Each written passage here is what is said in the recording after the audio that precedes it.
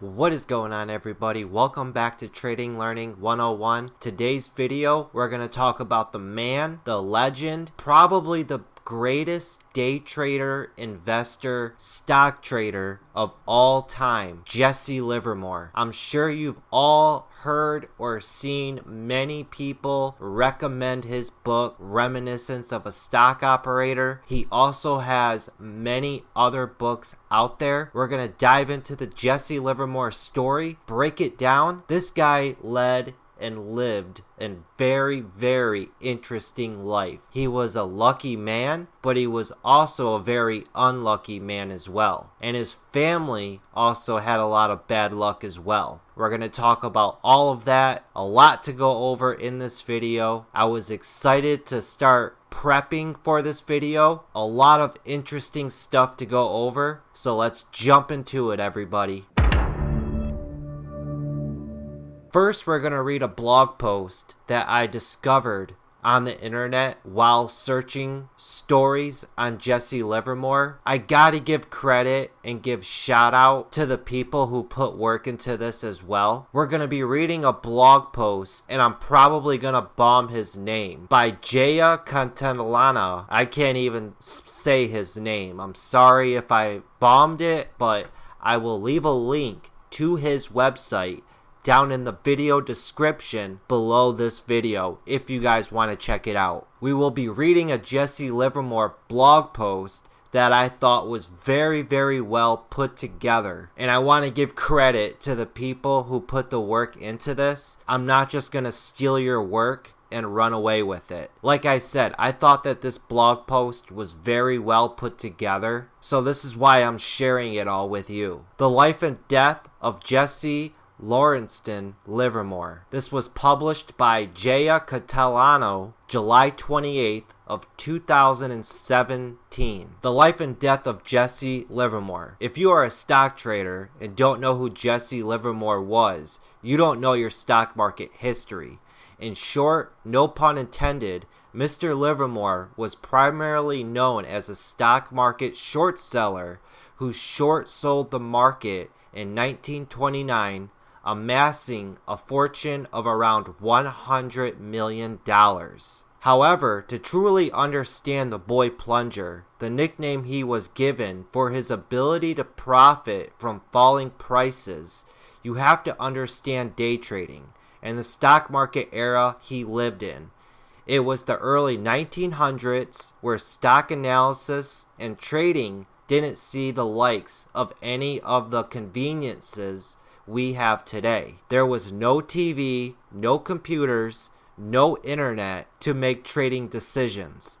Jesse, the savvy stock trader he was becoming, used an old investing technique applied by day traders of his time to analyze the price and volume of a particular stock in order to execute trades, tape reading. Though his techniques, Jesse Livermore made and lost 4 fortunes over his lifetime, and those successes and ultimate failures took him on a course that contributed to his decision to commit suicide. This is a glimpse into the life and death of Jesse Livermore, a man who we can all agree was gifted, unique, and very, very unlucky. The early years. Jesse Livermore. Jesse Livermore was born on July 26, 1877 in Shrewsbury, Massachusetts. His family consisted of his father, Herman Brooks Livermore, his mother, Laura Livermore. He had one sister, Mabel, and one brother, Elliot. During his youth, Jesse was fascinated by numbers. He loved math, writing, reading, and various subjects school had introduced him to. However, Jesse's father, who was a strict man, intended for him to follow in his footsteps and become a farmer. Jesse had other plans. With his mother's blessing and $5 that she gave him, Jesse ran away from home to begin his career in stock trading at the age of 14 years old. Jesse Livermore trading begins. And this is a photo of a bucket shop in the early 1900s where Jesse Livermore did stock speculation, and they didn't actually trade stocks. What he did was bet on stocks. Jesse Livermore settled in Boston, Massachusetts, and started working in Payne, Weber and Company in 1891. He was working at the offices transferring prices from ticker tape to quotation boards. While there, Jesse starts learning to read the tape and discovered that he could speculate at the many bucket shops around town. His first trade was in Burlington stock, making a total of $3.12, equivalent to $80.77 in today's world, and quickly accumulated a total of $1,000 trading profit, an equivalent of $25,889 in today's world. Jesse was hooked and pushed his luck even more, and by 1893 he amassed a total of $10,000, equivalent of $258,000 today. Payne, Weber and Company, not happy about what Jesse was doing, gave Mr. Livermore an ultimatum: either quit speculating in bucket shops or quit his job. He quit his job. Jesse Livermore, New York City. And here's a picture of the New York Stock Exchange during the 1900 and 1905 period. This is the New York Stock Exchange right here. And then right across the street from the New York Stock Exchange, we have J.P. Morgan Chase. And if you guys are interested in stock market history, there is a great documentary on YouTube about J.P. Morgan Chase. I will leave a link to that down in the video description if you're interested in checking that out as well. Back in the day, J.P. Morgan Chase ran everything. And that documentary really breaks it down and tells the story. Very, very interesting if you're interested in stock market history. Jesse moved to New York City to start trading on the NYSE with legitimate stockbrokers. Unfortunately, without the comfort of the bucket shops, he lost 3/4 of his fortune and was left with $2,500. He continued, and his losing streak completely wiped out his bankroll. However, he attributed his losses to slow execution of his trades.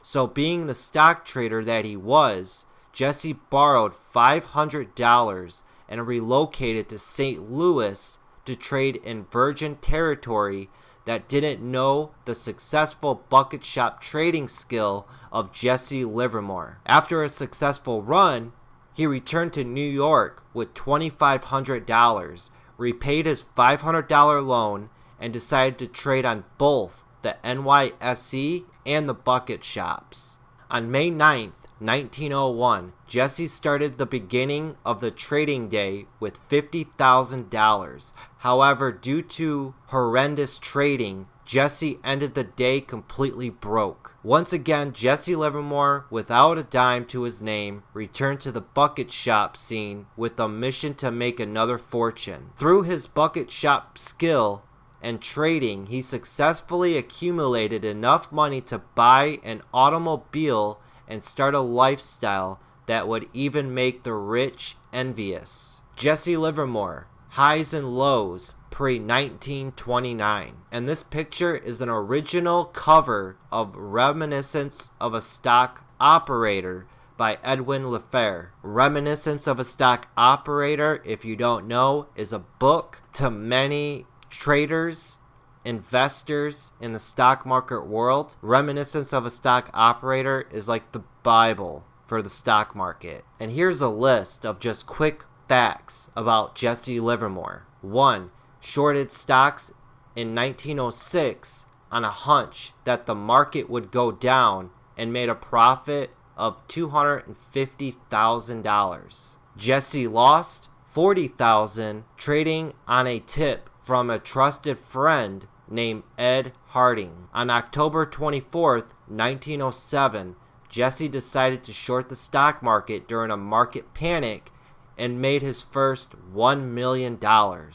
Shortly after he surpassed $1 million, he lost $200,000 trading cotton. In 1908, Jesse added to his losing position in cotton and sold his winning position in wheat and goes broke again. Jesse left to Chicago for a trading opportunity and then is asked back to New York City by Dan Williamson's, owner of Trading House Stock Exchange, who gave him $25,000 to start trading again. 3 weeks later, Jesse Livermore made a profit of $112,000. Jesse and Dan end their relationship after Williamson began trading on Livermore's behalf and took substantial losses. In 1914, Jesse declared bankruptcy due to debts that exceeded over $1 million, equivalent to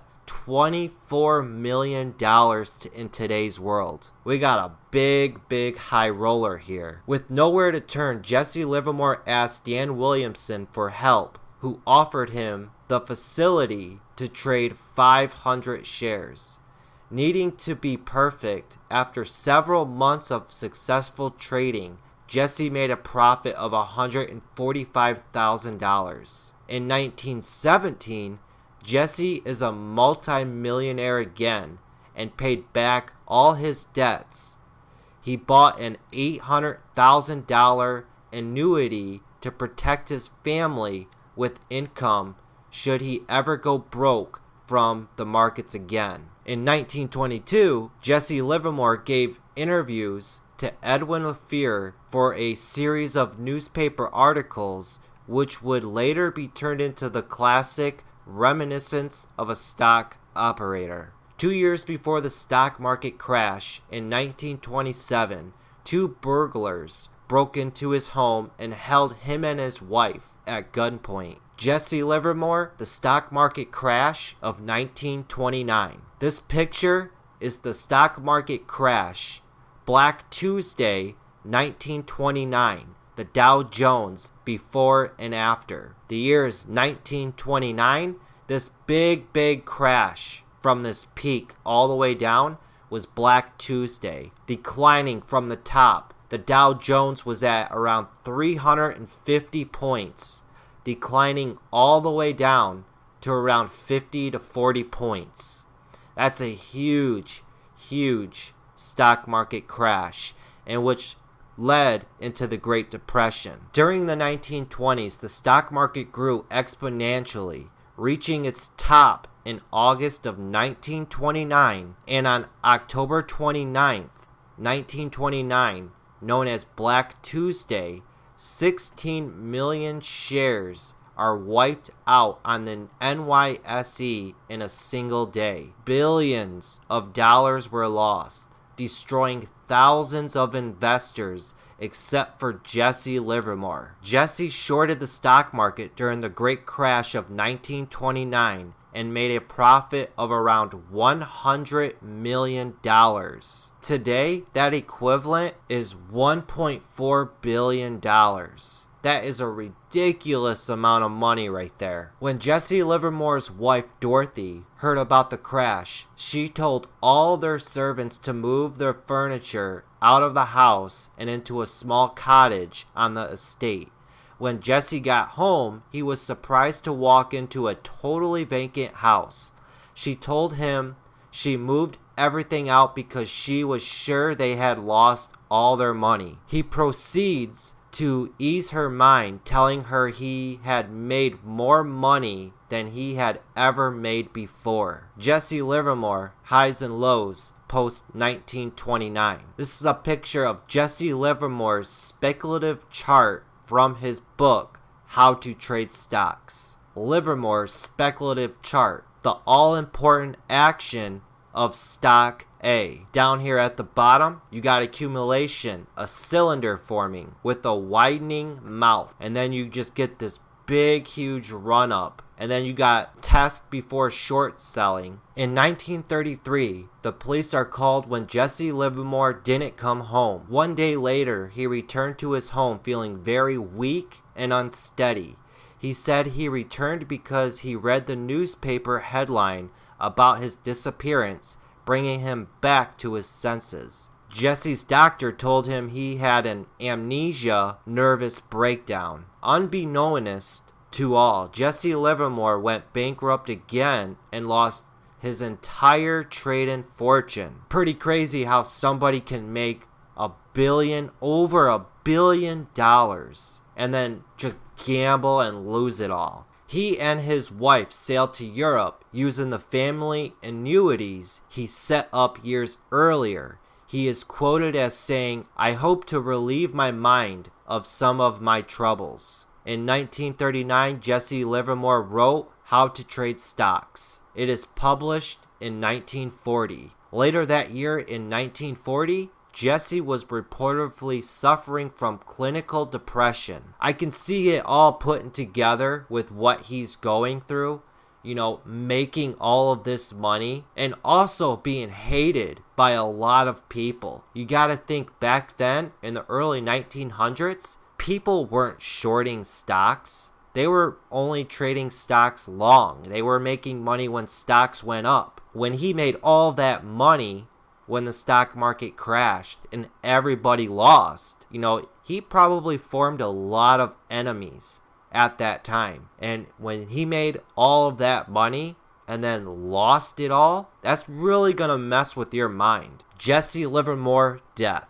This is the last photo of Jesse Livermore at the Stork Club in New York City 24 hours before his suicide. On November 27th, 1940, Jesse Livermore and his wife Harriet were at favorite club, the Stork Club in New York City. A photographer asked if he minded if he took his photo. Jesse Livermore replied, "Not at all, but it's the last picture you'll take because tomorrow I'm going away for a long, long time." Harriet, naturally shocked, looked at Jesse. He smiled and said, "Only a joke, darling, only a joke." After reading that, Jesse Livermore knew he was going to take his life. He was going to go out and enjoy one last good evening with his wife and life before he took his life. 24 hours later, on November 28th, 1940, at age 63, the famed stock speculator shot himself in a cloaked room of the Sherry Netherland Hotel in Manhattan. The police discovered an 8-page handwritten suicide note in his personal leather-bound notebook. The suicide note that was addressed to Nina, his pet name for Harriet, stated, "My dear Nina, can't help it. Things have been bad with me. I am tired of fighting. Can't carry on any longer. This is the only way out. I am unworthy of your love. I am a failure. I am truly sorry. But this is the only way out for me. Love, Lori." At the time of his death, Jesse Livermore estate was valued at over $5 million, equivalent to $87 million in today's world. And then also another fact, I read somewhere that Jesse Livermore killed himself. Jesse Livermore had a son that killed himself, and Jesse Livermore's grandson also killed himself. So suicide runs in the family. Jesse Livermore, other facts. This is a photo of Dorothy Livermore with her 2 sons, Jesse Jr. and Paul, in Santa Barbara in 1933. So this was Jesse Livermore's wife and their 2 sons, pictured right here. Other cool facts about Jesse Livermore. Jesse learned to read and write at 3.5 years old. He was kicked out of several bucket shops for always winning. Jesse Livermore had 3 wives. He had 2 children with Dorothy, Jesse Livermore Jr.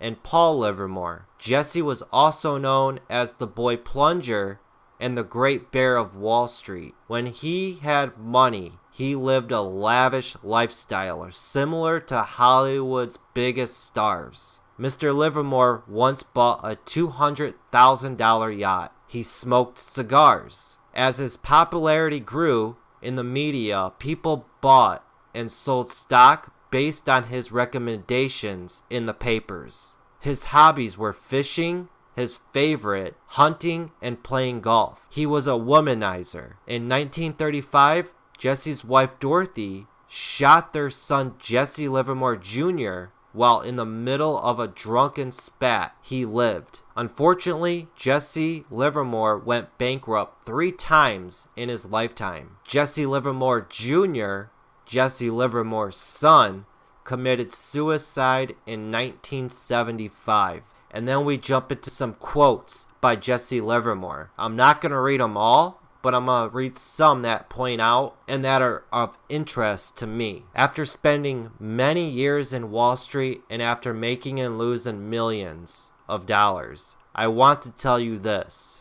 It never was my thinking that made the big money for me. It was my sitting. Got that? My sitting tight. Big movements take time to develop. There's just way too many quotes to go through and pick through that pop out to me. If you guys want to see these quotes, head to this website down below in the video description below. Now we're going to jump into the book Reminiscence of a Stock Operator, published in 1923. I am making this video in 2020. This book was released 97 years ago and still holds up today. Why? Because human nature, human emotions, stock speculation never changes. It's the same. There are many great takeaways from this book, and everything that I've read in that blog post, you'll get into greater detail in this book. Now, me personally, I listened to the audiobook. The audiobook was around 10 hours long, and there's multiple versions of this book. So be careful when selecting this book. As here is another image of Reminiscence of a Stock Operator. Like I said, there's many versions of this book, and I did see one time that Timothy Sykes has Reminiscence of a Stock Operator signed by Jesse Livermore. I don't know how much he paid for that book. I want to say he paid close to $200,000 for that book. I might have heard him say that at one of his conferences, but I can't remember. A lot of day traders, swing traders, people interested in finance, in a lot of their top books list,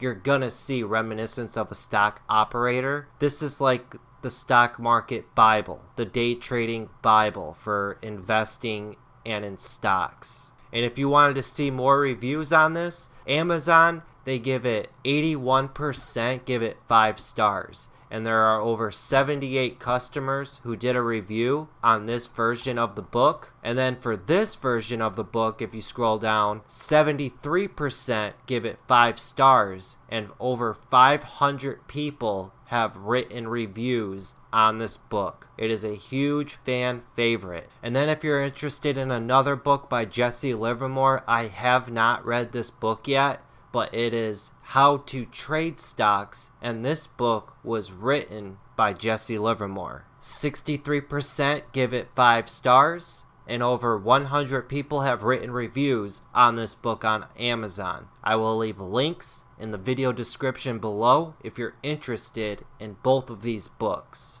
That's going to wrap it up on my video about Jesse Livermore. I hope you all enjoyed this video. If you did, hit that like button down below and leave comments. Let me know what you think about this story of Jesse Livermore. Have you read any of the books by Jesse Livermore? This dude was wild. This dude was crazy. He sure did live a wild and crazy life and died around 63. He's seen his days, but that's my opinion. He made lots of money. He lost lots of money.